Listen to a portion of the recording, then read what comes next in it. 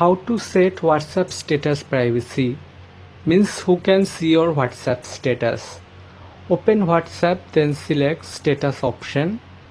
Then in top right corner select three dot icon. Then select status privacy. Then three options will come on screen. First, my contacts means all WhatsApp contacts save in your contact list, they can see your WhatsApp status. Second option, my contacts expect. Note this audio video post uploaded for learning and informational purpose, and check description also.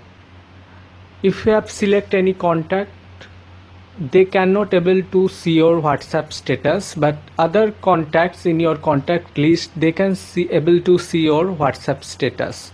After choose contact in this setting, in bottom right corner select this green tick mark icon. Third option, only share with. If you have selected specific WhatsApp contacts, only they can able to see your WhatsApp status, but other WhatsApp contacts in your contact list, they cannot able to see your WhatsApp status. Also, you can choose WhatsApp status privacy from WhatsApp settings. Also, open WhatsApp, then choose three dot icon in top right corner, then select settings option, then select account option, then select privacy option, then scroll down and select status.